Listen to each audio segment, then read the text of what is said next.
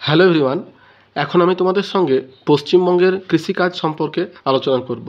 তো দেখো, পশ্চিমবঙ্গের যে প্রধান প্রধান অর্থনৈতিক ক্রিয়াকলাপগুলো আছে তার মধ্যে আছে কৃষি, শিল্প, এই দুটোই। তো পর্যটন শিল্প, এই সমস্তগুলোই আছে। তো এর মধ্যে আমি প্রথমে আজকে কৃষিকাজটা নিয়ে শুধু তোমাদের সঙ্গে আলোচনা করব। তো দেখো, আমি কৃষিকাজ সম্পর্কে যে যে প্রধান প্রধান কৃষিজ ফসল আছে তাদের অনুকূল পরিবেশ, হ্যাঁ, তাদের শ্রেণীবিভাগ, কোন কোন জায়গাতে কৃষিজ ফসল কী কী চাষ হয়, এই সবই এই টপিকে আমি এই ভিডিওতে তোমার সঙ্গে আলোচনা করব। তো তোমরা একটু মন দিয়ে শোনো, দেখো ভালো লাগবে। তো দেখো, পশ্চিমবঙ্গের কৃষিকাজ সম্পর্কে জানতে গেলে যে যে প্রশ্নগুলো বা বিষয়গুলো আমাদেরকে পরপর জানতে হবে সেগুলো আমি লিপিবদ্ধ করে রেখেছি এবং এক এক করে আমি তোমাদের সঙ্গে আলোচনা করব।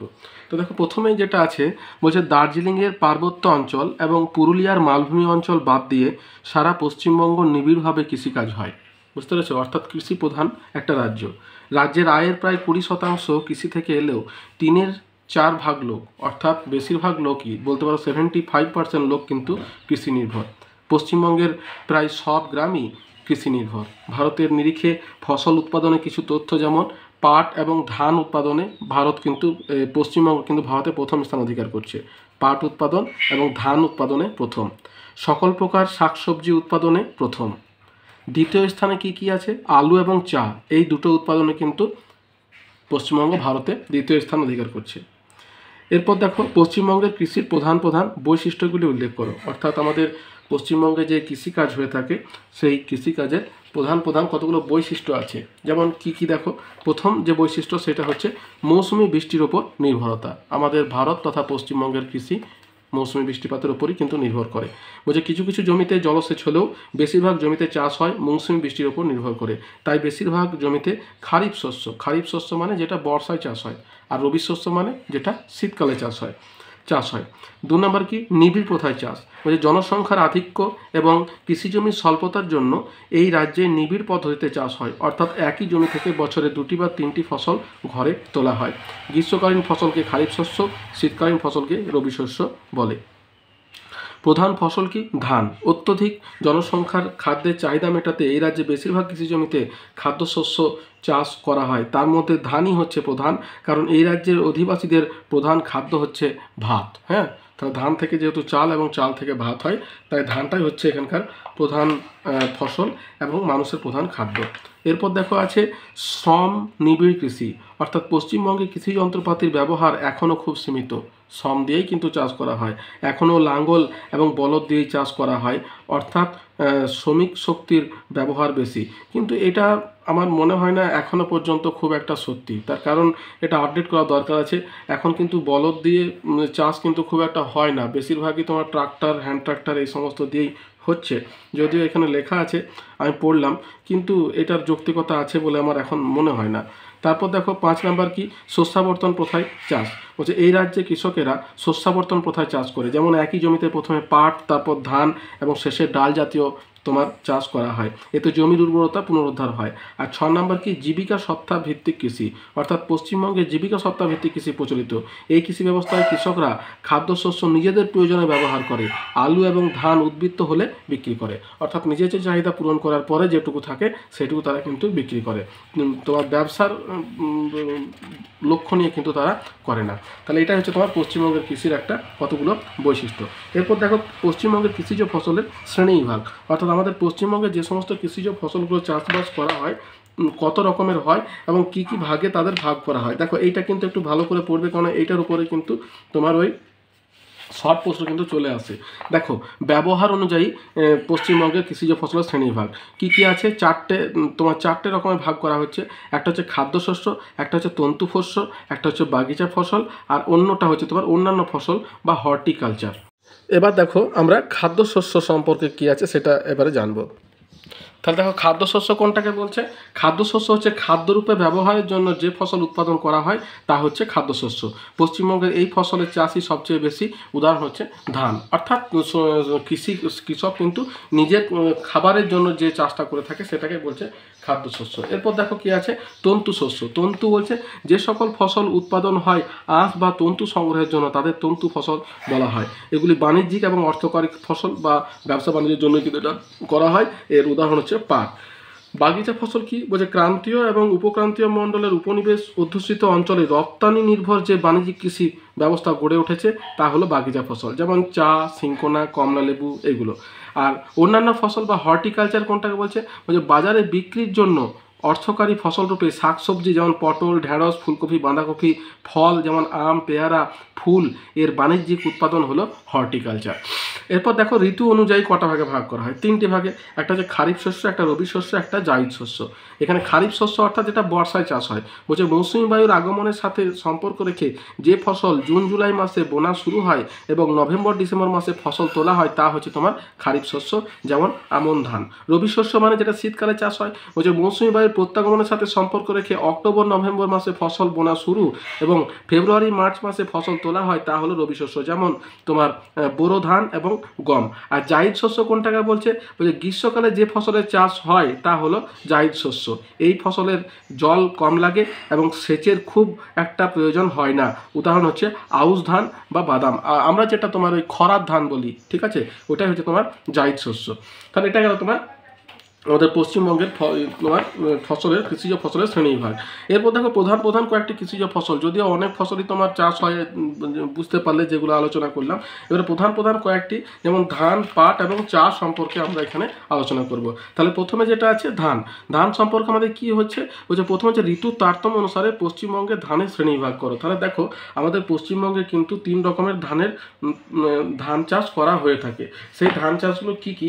দেখো প্রথম যেটা আছে সেটা হচ্ছে আউশ ধান। তাহলে আউশ কোন সময় তোমার চাষ করা হয়? বলছে চৈত্র এবং বৈশাখ মাসে বা এপ্রিল মে মাসে। আমাদের ইংরাজিটাই জেনে রাখো, তোমার সুবিধা হবে। চৈত্র বৈশাখের থেকে এপ্রিল মে মাসে আউশ ধান চাষ করা হয় এবং আগস্ট সেপ্টেম্বর মাসে কাটা হয়। আমি ইংরাজিটা কেন বলছি তার কারণ হচ্ছে, দেখো ইংরাজির সঙ্গে ওই যে তোমার time of monsoon, retreating time of monsoon, এগুলো কিন্তু তোমাদের বুঝতে সুবিধা হবে, বুঝতে পারছো? ওগুলো কিন্তু বাংলার সঙ্গে সামঞ্জস্য তুমি পাবে না অন্যান্য বই বা তোমার এই বই তোমরা পাবে না। অতএব ইংরাজিটা জেনে রাখো, তোমাদের সুবিধা হবে। আউশ ধান তাহলে এপ্রিল মে মাসে তোমার আউশ ধান চাষ করা হচ্ছে এবং আগস্ট সেপ্টেম্বর মাসে কাটা হচ্ছে, তাই একে ভাদই ধান বলা হয়। এবার আমন ধান কোনটাকে বলছে? বলছে বর্ষার শুরুতে অর্থাৎ জুন জুলাই মাসে আমন ধান চাষ করা হয় এবং অগ্রহায়ণ মাসে কাটা হয়, তাই এই ধানকে আঘ্রাণী ধান বা আঘাণী ধান বলা হয়। পশ্চিমবঙ্গের সব জেলাতেই তাহলে এই আমন ধানটা চাষ করা হচ্ছে। আর বোরা কোনটাকে বলছে? যে প্রধানত সেচের জলের সাহায্যে ডিসেম্বর জানুয়ারি মাসে বোরো ধান চাষ করা হয় এবং এপ্রিল মে মাসে কাটা হয়। তাহলে এই 3টে রকমের ধান চাষ কিন্তু আমাদের পশ্চিমবঙ্গে হয়ে থাকে। এরপর আমাদের কি আছে? বলছে পশ্চিমবঙ্গের ধান চাষের অনুকূল ভৌগোলিক পরিবেশের বর্ণনা দাও। অর্থাৎ আমাদের পশ্চিমবঙ্গে যে ধান চাষ হয় তার জন্য কি কি অনুকূল ভৌগোলিক পরিবেশ রয়েছে এবং যার উপরে ভিত্তি করে তোমার ধান চাষটা হচ্ছে সেটা দেখো। এটাকে দুটো ভাগে ভাগ করছে। এই যে ছকটা দেখতে পাচ্ছ, দুটো ভাগে ভাগ করছে। একটা প্রাকৃতিক পরিবেশ, একটা অপ্রাকৃতিক পরিবেশ বা অর্থনৈতিক পরিবেশ বা পরিকাঠামোগত অবস্থা। প্রাকৃতিক পরিবেশের মধ্যে দেখো আমি তোমাদের বলে রাখি, ধান, চা এবং পাট, এই যে 3টে অনুকূল পরিবেশ বলেছে, সবেরই স্ট্রাকচার কিন্তু একই হবে। প্রাকৃতিকের মধ্যে পড়ছে তোমার ওই ভূপ্রকৃতি, জলবায়ু এবং মৃত্তিকা। ভূপ্রকৃতি দেখো শেষে দেওয়া আছে, এটা 1 নম্বরও দিতে পারো, জলবায়ু এবং মৃত্তিকা। আর অর্থনৈতিক পরিবেশের মধ্যে পড়ছে তোমার শ্রমিক, পরিবহন, মূলধন আর বাজার। বুঝতে পারছো? এই পয়েন্টটা তোমরা মনে রাখবে, তাহলে তোমার সবগুলোই তোমরা মোটামুটি লিখতে পারবে। শুধু কয়েকটা তথ্য একটু এদিক ওদিক হবে। যেমন তোমার বলে রাখি, যেমন চা চাষের জন্য তোমার ছায়া প্রদানকারী বৃক্ষের প্রয়োজন হয়, এটা ব্যতিক্রমী। ওটা কিন্তু তোমার এই ধান এবং পাটে কিন্তু প্রয়োজন হয় না। তো যাই হোক, একটু পড়ে রাখবে, বাকিগুলো তোমার একটু মানে মুখস্থ রাখলে কিন্তু বাকিগুলো লিখতে পারবে। তাহলে দেখো প্রথমে জলবায়ু, মানে জলবায়ু কি বলছে? বলছে ধান উষ্ণ আর্দ্র পরিবেশের ফসল, গড়ে 20 ডিগ্রি থেকে 30 ডিগ্রি সেলসিয়াস উষ্ণতা এবং 150 থেকে 200 সেন্টিমিটার বৃষ্টিপাতের প্রয়োজন হয়। ঠিক আছে? আর কি মাটি কি দরকার হয়? উর্বর নদীবাহিত পলিমাটিতে এই ধান চাষ সবচেয়ে ভালো হয়। এই রাজ্যের এঁটেল, বেলে এবং দোআঁশ মাটিতে এই ধান চাষ বেশি হয়। আর ভূপ্রকৃতি কেমন দরকার? বলছে ধান জমিতে বেশ কিছু জল জমে থাকা প্রয়োজন, তাই সমতল ভূমি ধান চাষের পক্ষে আদর্শ। ধান চাষ কি বলতো, যখন তোমার গাছটা বড় হবে না তখন তার জমিতে, তার গোড়াতে জল জমে থাকতে হবে, কিন্তু যেই বড় হয়ে যাবে তখন কিন্তু আর জল জমে থাকলে কিন্তু অসুবিধা। অতএব এমন জমি থাকতে হবে যেখানে তোমার সমতল প্রকৃতির যখন জল থাকবে, আবার তা আল কেটে দিলে কিন্তু জলটা বেরিয়ে যাবে, এইরকম প্রকৃতির হতে হবে। এবার অর্থনৈতিক পরিবেশের মধ্যে প্রথমে দেখো শ্রমিক। বলছে ধান হচ্ছে তোমার শ্রমনিবিড় ফসল, তাই এই চাষে প্রচুর পরিমাণে কায়িক শ্রমের প্রয়োজন হয়। আর কি পরিবহন, দেখো পরিবহন তোমার এবার কি জলসেচ হচ্ছে ধানের উৎপাদন বৃদ্ধিতে জলসেচ প্রয়োজন হয়। বোরো ধান জলসেচ ছাড়া সম্ভব নয়। উন্নত বীজ, সার এবং কীটনাশক এগুলি ধানের ফলন বাড়ায়, ধান উৎপাদনে লাভজনক চাষে পরিণত করে। আর অন্যান্য পরিকাঠামো কি চাষের শুরুতে টাকা পয়সা যোগান, উন্নত পরিবহন, বন্টন ব্যবস্থা ধান চাষকে লাভজনক করে এবং বাণিজ্যিক ফসলে পরিণত করে। তাহলে এই গেল তোমার ধান চাষের অনুকূল পরিবেশ। এরপর আমাদের কি করতে হবে, ওই যে পশ্চিমবঙ্গের ধানের ভাণ্ডার কাকে বলে? পূর্ব বর্ধমান জেলাকে। হ্যাঁ, আমাদের যে পূর্ব বর্ধমান জেলা, প্রতিবেশী পূর্ব বর্ধমান জেলাকে কিন্তু বলছে পশ্চিমবঙ্গের ধানের ভাণ্ডার। এরপর দেখো কয়েকটি উচ্চ ফলনশীল ধান বীজ। উচ্চ ফলনশীল ধান বীজ কী আছে দেখো, প্রত্যেকটারই করতে হবে, যেমন পদ্মা, রত্না, জয়া, আর এই দুটো তিনটে মনে রাখবে তাহলেই হবে, ঠিক আছে? কেননা প্রত্যেকটারই উচ্চ ফলনশীল ধান বীজ, পাট বীজ এবং চা বীজ তোমাদেরকে জেনে রাখতে হবে। দু তিনটে জেনে রাখবে, পদ্মা, রত্না, জয়া, এই হচ্ছে তোমার উচ্চ ফলনশীল ধান বীজ। এরপর কি আছে দেখো, পশ্চিমবঙ্গের ধানের বন্টন বর্ণনা করো। অর্থাৎ আমাদের পশ্চিমবঙ্গে যে ধান কোন কোন জায়গাতে পাওয়া যায় তার বন্টনের জন্য দেখো এখানে ছবিটা যেটা আছে, ছবিটা তোমরা দেওয়ার চেষ্টা করবে। পশ্চিমবঙ্গের মানচিত্র আঁকার পর কোন কোন জায়গাতে ধান আছে দেখতে পাচ্ছ।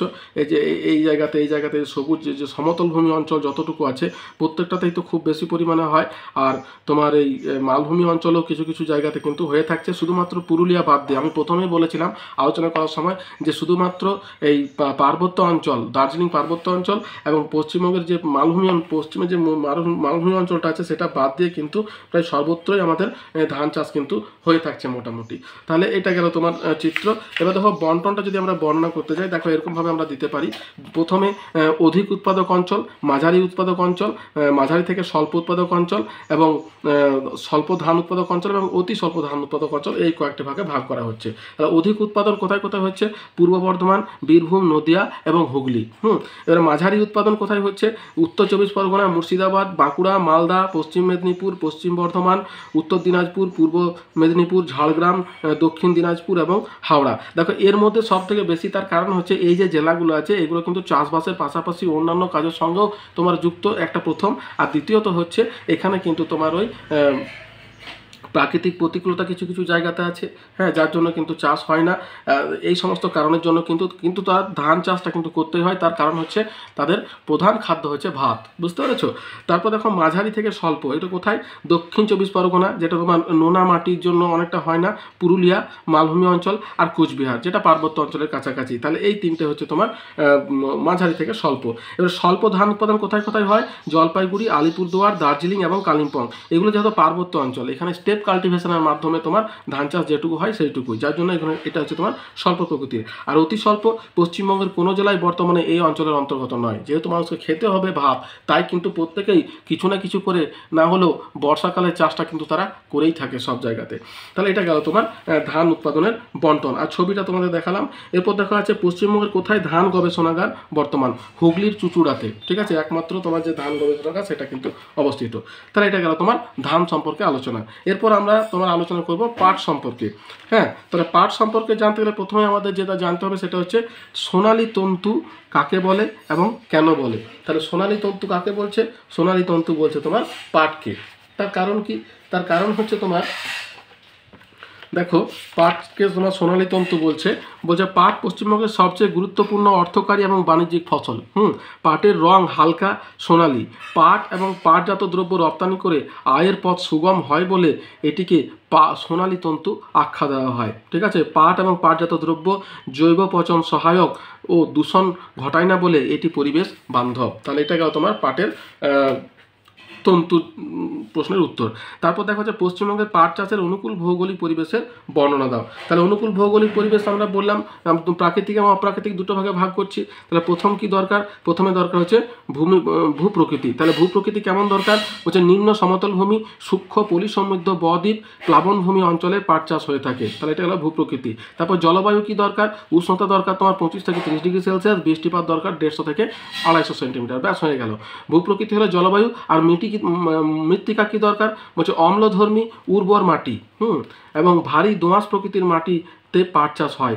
পটাশ এবং নাইট্রোজেন মাটিতে থাকলে পাটের ফলন খুব ভালো হয় এবং প্লাবনভূমির প্লাবনভূমির মাটি আদর্শ। তাহলে এটা গেল তোমার প্রাকৃতিক পরিবেশ। আর তার সঙ্গে যেটা দরকার সেটা হচ্ছে জলাশয়। দেখো পাটকে পচানোর জন্য কিন্তু জলাশয়ের প্রয়োজন হয়। বলছে পাট কাটার পর আঁশ ছাড়ানোর জন্য 15 থেকে 20 দিন পাটকে জলে ভিজিয়ে রাখতে হয়। তাই পাট জমির কাছেই ডোবা, পুকুর, খাল প্রভৃতি জলাশয় কিন্তু থাকতে হয়। তাহলে এটা তোমার প্রাকৃতিক পরিবেশ দরকার। এবার অর্থনৈতিক পরিবেশ কী কী দরকার? প্রথমেই বলছে শ্রমিক। তাহলে শ্রমিক কী দরকার? বলছে পাট চাষের সব কাজই করা হয় কায়িক শ্রমিক মাধ্যমে। শ্রমিকের যোগান না থাকলে পাট চাষ করা সম্ভব হয় না, তাই জনবহুল এলাকায় পাট চাষ করা হয়। তার পরিবহন কিসের জন্য দরকার? বলছে পাট চাষ হচ্ছে তোমার বাণিজ্যিক ফসল, তাই রপ্তানি নির্ভর। গ্রাম থেকে কারখানায় পাটের যোগানের জন্য সুলভ পরিবহন ব্যবস্থার প্রয়োজন হয়। আর কি দরকার? উন্নত বীজ এবং সার। তাহলে উন্নত বীজ সার জন্য ব্যবহার এবং জমিতে নাইট্রোজেন, পটাশ, ফসফরাস ঘটিত সার প্রয়োগে পাটের ফলন কিন্তু বাড়ায়। তাহলে এই হলো তোমার প্রাকৃতিক পরিবেশ এবং অর্থনৈতিক পরিবেশ। এরপর দেখো কি আছে, ওই যে কী কী ধরনের পাট চাষ আমাদের পশ্চিমবঙ্গে হয়ে থাকে, অর্থাৎ আমাদের পাটের শ্রেণীবিভাগও বলতে পারো। তাহলে দেখো পশ্চিমবঙ্গে কিন্তু বলছে দু ধরনের পাট চাষ হয়। একটা হচ্ছে অনুন্নত সাদা পাট, মানে যেটার কোয়ালিটি একটু নিম্নমানের। একটা হচ্ছে তোষা পাট। আর সাদা পাট কোনটাকে বলছে? তাহলে দেখো এটি নিচু জলাভূমিতে জন্মায়। আর তোষা পাট হচ্ছে উন্নত পাট, কিছুটা উঁচু জমিতে কিন্তু এটা জন্মায়। তাহলে এই দুই প্রকৃতির পাট চাষ কিন্তু হয়ে থাকে। এরপর দেখো কি আছে, কয়েকটি উচ্চ ফলনশীল পাট বীজের নাম লেখো। তাহলে কয়েকটি উচ্চ ফলনশীল পাট বীজ দেখো। উচ্চ ফলনশীল ধান যেমন জানলে সেই তেমনি পাট বীজ হচ্ছে তোমার বৈশাখী, তোষা। এই দেখো বৈশাখী, তোষা, চৈতালি তোষা, বাসুদেব তোষা, সবুজ সোনা, শ্যামলী, এগুলো হচ্ছে উচ্চ ফলনশীল পাট বীজ। যতটা পারবে তোমরা মনে রাখবে। এরপর দেখো কি আছে, বলছে পশ্চিমবঙ্গে পাটের বন্টন বর্ণনা করো। তাহলে পশ্চিমবঙ্গে পাটের বন্টন আমরা যদি বন্টনা করি, অর্থাৎ কোন কোন জায়গাতে তোমার পাট পাওয়া যায়, তাহলে দেখো এখানে আমরা একই রকমভাবে সব থেকে বেশি পাট পাওয়া যায় তোমার ভাগীরথী, হুগলি নদীর উভয় তীর সংলগ্ন অঞ্চলে। তারপর তোমার কেন্দ্রীয় পাট অঞ্চল, উত্তরাংশ এবং ক্ষুদ্র অপ্রধান অঞ্চল। তাহলে হুগলি নদীর উভয় তীরে সব থেকে বেশি পাট চাষ হয়। বলছে কি প্রধান পাট উৎপাদক অঞ্চল, মোট উৎপাদনের প্রায় 60% এই অঞ্চলে উৎপাদিত হয়। মোট জমির প্রায় 25% জমিতে পাট চাষ হয়।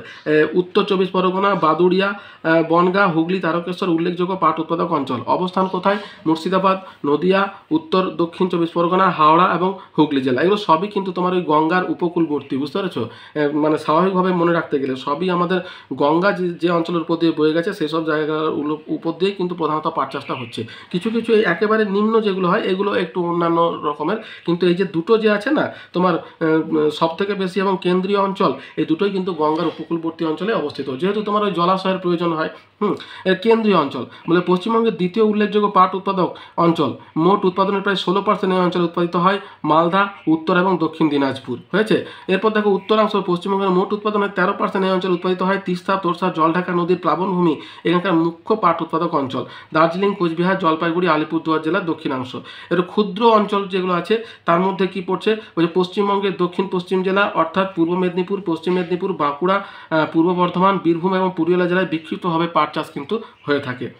তাহলে এটা গেল তোমার পাটের বন্টন। আর তোমার ছবি যেটা আছে সেটা তোমার দেখতে হবে যে কোন কোন জায়গাতে পাট চাষ হয়ে যায়। গঙ্গার উপকূলবর্তী অঞ্চল যেগুলো আছে সেই সব জায়গাতেই সাধারণত তোমার পাটের চাষটা হয়ে থাকে।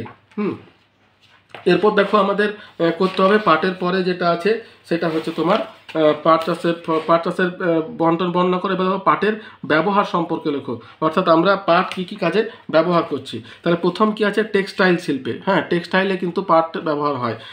প্রচলিত বয়ন শিল্পে পাটের উল্লেখযোগ্য ব্যবহারের মধ্যে রয়েছে সুতো, বস্তা, চট, কার্পেট ইত্যাদি। পর্দার কাপড়, কুশন কভার প্রভৃতি পাট থেকে তৈরি হয়। গরম কাপড় তৈরির জন্য উলের সঙ্গেও পাটকে মেশানো হয়। 2 নম্বর কি, মোড়ক। মোড়ক বলছে কৃষি পণ্য এবং অন্যান্য দ্রব্যাদি বস্তাবন্দি বা প্যাকিং করার জন্য ব্যাপকভাবে পাট ব্যবহার করা হয়। ঘরের বেড়া, ছাউনি এবং জ্বালানি হিসাবে পাট কাঠি ব্যবহার করা হয়। 3 নম্বর কি, উপজাত দ্রব্য। বলছে পাটের আঁশের বহুমুখী ব্যবহারের মধ্যে রয়েছে প্রসাধনী, ওষুধ, রং প্রস্তুতি। পাট কাঠি থেকে চারকোল প্রস্তুত করে তা শুকনো কালি, দাঁতের মাজন, জল পরিশোধন যন্ত্র ইত্যাদি প্রস্তুতে ব্যবহৃত হয়। আর সব শেষে আছে পাট শাক। বলছে পাটের শাক আমরা খাদ্য হিসাবে গ্রহণ করি। এটা কিন্তু তোমার এই শীতের পর যে গ্রীষ্মকালে এই পাট শাক দিয়ে ভাত আমরা কিন্তু খেতে খুব পছন্দ করি, এই পাট শাক। যাই হোক, এটা গেল তোমার পাটের ব্যবহার, পাট শাক। এরপর দেখো পাটের গবেষণাগার কোথায় রয়েছে? ব্যারাকপুর। আমাদের পশ্চিমবঙ্গে যে ব্যারাকপুর আছে সেই ব্যারাকপুরেই তোমার পাটের গবেষণাগার রয়েছে। এরপর আমাদের লাস্ট যেটা সেটা হচ্ছে চা সম্পর্কে আলোচনা করব। তাহলে দেখো প্রথমে যেটা আছে পশ্চিমবঙ্গ তথা দার্জিলিং। আমাদের দার্জিলিং অঞ্চলে কিন্তু চা চাষটা হয়ে থাকে, যেহেতু পার্বত্য অঞ্চল দার্জিলিংয়ের কাছাকাছি। ওইখানে তোমার দার্জিলিং, জলপাইগুড়ি এবং তরাই অঞ্চলে বা ডুয়ার্স অঞ্চলে চা চাষ হয়ে থাকে। কিসের জন্য বিখ্যাত? দেখো চা উৎপাদনে কিন্তু পশ্চিমবঙ্গ তোমার দ্বিতীয় স্থানে অধিকার করছে। প্রথম স্থান অধিকার করছে প্রতিবেশী রাজ্য আসাম, ঠিক আছে। কিন্তু চা, পশ্চিমবঙ্গের চা কিন্তু তোমার বিখ্যাত। তার কারণ কি? তার কারণ হচ্ছে পশ্চিমবঙ্গের চায়ের জনপ্রিয়তা হচ্ছে তোমার এই স্বাদ এবং গন্ধে। দেখো চা হলো জনপ্রিয় পানীয়। আমাদের রাজ্যের দার্জিলিং চায়ের জন্য বিশ্বজোড়া খ্যাতি, বিশ্বজোড়া। তো তৈরি চা সোনালি, তাহলে তোমার স্বাদ এবং গন্ধের জন্য কিন্তু চায়ের খ্যাতি তোমার বিশ্বজোড়া। এবার দেখো কি আছে, সোনালি পানীয় কাকে এবং কেন বলে? সোনালি পানীয় বলছে তোমার চাকে। তার কারণ কি? বলছে তৈরি চায়ের রং সোনালি এবং চা উৎপাদনকারী দেশগুলি যেমন ভারত, শ্রীলঙ্কা, কেনিয়া ইত্যাদি বিদেশে চা রপ্তানি করে প্রচুর বৈদেশিক মুদ্রা অর্জন করে বলে এদের আদর করে সোনালি পানীয় আখ্যা দেওয়া হয়। এরপর দেওয়া হচ্ছে চায়ের শ্রেণীবিভাগ, অর্থাৎ কী রকমের চা কিন্তু আছে এবং চাষ করা হয়। প্রথমে যেটা আছে কালো সেঁকা চা, যে চাটা তোমার আমাদের দেশে এই চায়ের জনপ্রিয়তা সব থেকে বেশি। আমরা এই চা বেশি খাই, অর্থাৎ আমাদের বাড়িতে যে কালো চাটা হয় লাল চা তৈরি করার জন্য বা লিকার টি তৈরি করার জন্য, দুধ চায়ের জন্যও হয়, তো সেটা কিন্তু এই কালো সেঁকা চা, যেহেতু রঙটা কালো হয়। আর 2 নম্বর সবুজ চা বা গ্রিন টি, বলছে চীনে এই চা জনপ্রিয়, আমাদের দেশেও এর জনপ্রিয়তা বাড়ছে। 3 নম্বর হচ্ছে স্টক চা, বলছে রাশিয়ায় এই চা মানুষ পান করে। আর 4 নম্বর হচ্ছে ওলং চা, বলছে তাইওয়ানের বিশেষ সুগন্ধিযুক্ত চা হলো তোমার ওলং চা। তাহলে এত রকমের চা কিন্তু তোমার আছে। এরপর দেখো আছে পশ্চিমবঙ্গের চা চাষের অনুকূল পরিবেশ সম্পর্কে আলোচনা করো। তাহলে চা চাষের অনুকূল পরিবেশ, দেখো এখানে চা চাষের অনুকূল পরিবেশ প্রথমেই তোমার প্রাকৃতিক এবং অপ্রাকৃতিক। প্রাকৃতিকের মধ্যে প্রথমে ভূপ্রকৃতি অর্থাৎ ঢালু প্রকৃতি, যেহেতু পার্বত্য অঞ্চলে চাষ হয়, বলছে বেশি ঢালু পাহাড়ি এবং পার্বত্য জমি যেখানে জল দাঁড়াতে পারে না সেই ভূমি চা চাষের পক্ষে আদর্শ। সাধারণত 1000 থেকে 2000 মিটার উচ্চতায় ভালো মানের চা চাষ হয়ে থাকে। তাহলে এটা হলো ভূপ্রকৃতি। জলবায়ু কি দরকার? উষ্ণতা কম অর্থাৎ 15 থেকে 25 ডিগ্রি সেলসিয়াস এবং বৃষ্টিপাত বেশি, 150 থেকে 250 সেন্টিমিটার বৃষ্টিপাতের কিন্তু প্রয়োজন হয়। এছাড়া কি দরকার? তুষার এবং তুহিন চা চাষে ক্ষতি করে, কিন্তু হালকা কুয়াশা এবং অধিক আর্দ্রতা চায়ের গুণমান বাড়ায়। দেখো এগুলো সবই কিন্তু তোমার ওই পার্বত্য অঞ্চলে পাওয়া যায় বলে কিন্তু চা চাষ কিন্তু পার্বত্য অঞ্চলে হয়ে থাকে। তাহলে ভূপ্রকৃতি, জলবায়ু গেল। এবার মৃত্তিকা কি দরকার? বলছে অম্লধর্মী লোহা এবং ম্যাঙ্গানিজ মেশানো উর্বর দোআঁশ মাটি চা চাষের পক্ষে উপযোগী। ফসফরাস এবং পটাশ মেশানো পার্বত্য মাটিতেও চা চাষ হয়ে থাকে। এগুলো গেল তোমার প্রাকৃতিক পরিবেশ। আর বিশেষ যেটা দরকার সেটা হচ্ছে ছায়া প্রদানকারী বৃক্ষ। সরাসরি সূর্যালোক কিন্তু খুব বেশিক্ষণ চা গাছ সহ্য করতে পারে না বলে বাগিচাতে ছায়া প্রদানকারী হিসাবে বড় বড় গাছ কিন্তু লাগানো হয়। তোমরা চা বাগান গেলেই কিন্তু এগুলো দেখতে পাবে। এরপর অর্থনৈতিক পরিবেশের মধ্যে প্রথমে কি দরকার? শ্রমিক। এখানে শিশু এবং মহিলা শ্রমিকের প্রয়োজন হয়। বলছে বাগান পরিচর্যা, চায়ের গুণমান নির্মাণের জন্য সুদক্ষ শ্রমিকের প্রয়োজন হয়। চা পাতা তোলার জন্য সুলভ মহিলা শ্রমিকের কিন্তু প্রয়োজন হয়, শিশু শ্রমিকের কিন্তু লাগানো যায় না, ঠিক আছে, শ্রমিক আইনের মধ্যে। তারপর দেখো শ্রমিক। এবারে পরিবহন কি দরকার? বলছে এটি একটি রপ্তানি নির্ভর বাণিজ্যিক ফসল, তাই উপযুক্ত পরিবহন এবং পরিকাঠামো চা চাষকে লাভজনক চাষে পরিণত করে। তাহলে পরিবহন, মূলধন। বলছে চা একটি বাগিচা তৈরির বেশ কয়েক বছর পর উৎপাদন শুরু হয়, তাই সর্বদা মূলধনের জোগাড় কিন্তু দরকার।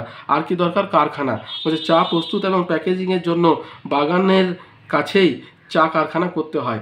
চা যখনই তোমার চা বাগিচা, যখন একটা বাগানে চা চাষ করা হয় তার সঙ্গে সঙ্গেই কিন্তু ওই কারখানাটাও তৈরি করা হয়। তার কারণ হচ্ছে যে চা যদি তোমার তোলার সঙ্গে সঙ্গে তার কারখানাতে নিয়ে যেতে সময় লাগে তাহলে কিন্তু চায়ের গুণমান নষ্ট হয়ে যায়। তাহলে এটা গেল তোমার চা চাষের অনুকূল পরিবেশ। এরপর দেখো ইন্ডিয়ান টি বোর্ড কোথায় অবস্থিত? কলকাতাতে অবস্থিত। হ্যাঁ, ইন্ডিয়ান টি বোর্ড। এই দেখো 1954 সালে চা উৎপাদন এবং বাণিজ্যের জন্য ভারত সরকার 1954 সালে এটি স্থাপন করে। এর সদর দপ্তর হয়েছে তোমার কলকাতা। যেহেতু কলকাতা বন্দর থেকে কিন্তু ভারতের সব থেকে বেশি পরিমাণ চা বিদেশে রপ্তানি হয়। তাহলে এটা গেল তোমার টি বোর্ড। এবার ধরো পশ্চিমবঙ্গের চায়ের বন্টন বর্ণনা করো। তাহলে পশ্চিমবঙ্গের চায়ের বন্টন মানে কোন কোন জায়গাতে চা আছে? এই দেখো এই ম্যাপটা দেখো, দেখতে পাচ্ছ এই পার্বত্য অঞ্চল বা তরাই ডুয়ার্স অঞ্চল সব থেকে বেশি চা উৎপাদন হচ্ছে এই যে সবুজ রঙেরটা, আর পাটের হচ্ছে এই যে এইগুলো, এই যে এই সমস্ত জায়গাতে গঙ্গার উপকূলবর্তী অঞ্চলে পাট হচ্ছে। তো যাই হোক, চা সম্পর্কে আমাদেরকে আলোচনা করতে হবে। দেখো এখানে চা বলছে দার্জিলিং পার্বত্য অঞ্চল, তরাই এবং ডুয়ার্স অঞ্চল, এই অঞ্চলগুলোতেই তোমার চা চাষ হয়ে থাকে। এবং দার্জিলিংয়ের কোথায় কোথায় কার্শিয়াং, হ্যাপি ভ্যালি, সুকিয়া পুখরি, মকাইবাড়ি, বিজনবাড়ি ইত্যাদি। উল্লেখযোগ্য চা বাগান হলো সিংলা, তিস্তা টি ভ্যালি, রোহিণী, ব্লক ফিল্ড, নূরবঙ্গ প্রভৃতি। অবস্থান কি দার্জিলিংয়ের পার্বত্য অঞ্চলের পাহাড়ের গায়ে ধাপ কেটে চা বাগানগুলি তৈরি করা হয়েছে। এরপর কি আছে ডুয়ার্স অঞ্চল, বলছে চালসা, নাগরাকাটা, মাল, পুমকোয়া, মাদারিহাট, জয়ন্তী, কুমারগ্রা, কার্তিক, নকশালবাড়ি, হাসিমারা প্রভৃতি। বলছে হিমালয়ের পর্বতের পাদদেশে 16 কিলোমিটার চওড়া এক সংকীর্ণ ভূভাগে এই চা বলয় অবস্থিত। আর তরাই অঞ্চলে কোথায়, বলছে গরুবাথান, শিলিগুড়ি, আলুয়াবাড়ি, জলপাইগুড়ির কিছু অংশে চা চাষের হয়। বলছে হিমালয়ের পাদদেশে তিস্তা নদীর পশ্চিম অঞ্চলে এই চা বলয়টি অবস্থিত। তাহলে এটা হচ্ছে তোমার চায়ের বন্টন। এরপর দেখো আমাদের যেটা করতে হবে সেটা হচ্ছে যে কলকাতা বন্দর দিয়ে ভারতের সবচেয়ে বেশি চা কিন্তু বিদেশে রপ্তানি হয়। এবার দেখো কয়েকটা উচ্চ ফলনশীল যে চা চা হয়, সেই চায়ের তো তোমার শ্রেণীভাগ তোমাদের বললাম, কিন্তু চা ঠিক চা তোমার ওই ডাল থেকে তোমার গাছ হয়, ঠিক আছে। চায়ের কিন্তু কোনো বীজ হয় না, বুঝতে পেরেছো। আমাদের যেমন কিছু কিছু গাছ ডাল থেকে হয়, তার কিন্তু বীজ হয় না, তাই চাও কিন্তু সেই একই রকম তোমার ডাল থেকেই হয়ে থাকে, ঠিক আছে। তাহলে এতদূর পর্যন্তই। দেখো যদি ভিডিওটা তোমাদের ভালো লেগে থাকে তাহলে একটা লাইক দিও, আর বন্ধুদের সঙ্গে শেয়ার করো, আর চ্যানেলটা সাবস্ক্রাইব করে রাখো। আর যদি কোনো প্রশ্ন থাকে আমাকে কমেন্ট বক্সে কমেন্ট করো, আমি তোমাদের প্রশ্নের উত্তর দেওয়ার যথাসাধ্য চেষ্টা করব। তাহলে এতদূর পর্যন্তই, দেখা হচ্ছে পরের ভিডিওতে। ভালো থেকো, সুস্থ থেকো, ধন্যবাদ।